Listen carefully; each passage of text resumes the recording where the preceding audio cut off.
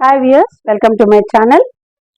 కిందటి వారం మనం ఒక శ్లోకం చెప్పుకున్నాము, అది తులసి గురించి, దాని ప్రాముఖ్యత శ్లోకం. ఈ రోజు ఏంటంటే నేను ఇంకొక చిన్న శ్లోకం, అది మన డే టు డే లైఫ్లో ఉపయోగపెట్టింది. ఎందుకంటే నేను కొన్ని ఎగ్జాంపుల్స్తో చెప్తాను.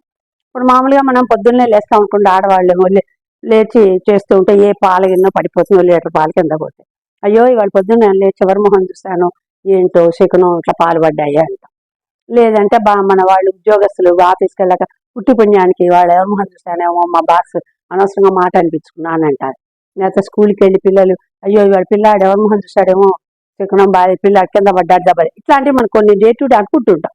ఆటోమేటిక్గా మన నోట్లో నుంచి అయ్యో ఏం చూసామో ఏం శకునమో అని ఒక సెంటిమెంట్ మాట కూడా మన నోట్లో నుంచి వస్తుంది.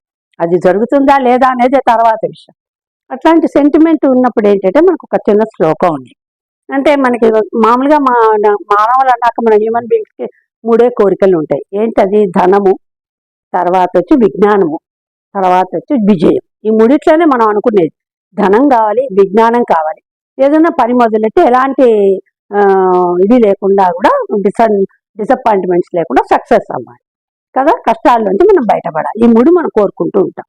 ఇలాంటి మూడు కూడా మనకి కొంతలో కొంత డే టు డే లైఫ్లో హెల్ప్ చేయడానికి ఒక చిన్న శ్లోకం చెప్తాం పొద్దున్నే లేవగానే.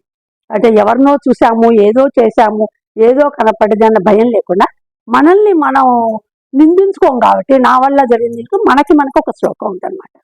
అదేంటంటే ఎవరికి వాళ్ళు చిన్న పిల్లలు కూడా చెప్పుకోవచ్చు. మనవాళ్ళు మనవరాళ్ళు కూడా చిన్న పిల్లలు కూడా మేము నేర్పించాం, పిల్లలు రోజు పొద్దున్నే చెప్పుకుంటారు. అదేంటంటే మన చేతులు మనం చూసుకుంటూ లేవగానే కళ్ళు కూడా తెరవకుండా ముందు చేతులు మీ కంటి ముందు పెట్టుకొని అప్పుడు కళ్ళు తెరిచి చిన్న శ్లోకం ఉండదు.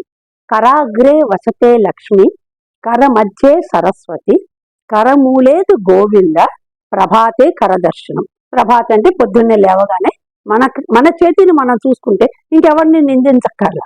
వాళ్ళ మొహం చూశాను, వీళ్ళ మొహం చూశాను నింద లేకుండా మన చేతిని చూసుకుంటాం. ఇందులో ఏంటంటే మనం చూడగానే ముగ్గురు దేవతల్ని మనం కోరుకుంటాం. ముందు ధనం, వసత లక్ష్మిని అడుగుతాం. తర్వాత కరమధ్య సరస్వతి, మనకి విజ్ఞానాన్ని ఇవ్వమంటాం. కరమూలే గోవింది అంటే కష్టాల నుంచి బయటపడేసేవాడే గోవింది. అంతే కదా, ఆపద ముక్కులు వాడ అనాథ రక్షగా అంటుంటాం మన కష్టాల నుంచి బయటమని. కాబట్టి ఆ కష్టాల నుంచి మనల్ని బయట తీసేది గోవిందుడు. ఈ ముగ్గురు దేవతల్ని మనం కోరుకుంటూ నమస్కరించుకుంటూ చేసుకుంటాం అన్నమాట. ఇది చెయ్యగానే మాకేం దెబ్బలు తగలవాండి, అది వేరే విషయం. అంటే నేను ఎప్పుడు చెప్తుంటాను మీకు, prevention is better than cure అనేది నేను ఎక్కువ వాడుతూ ఉంటాను.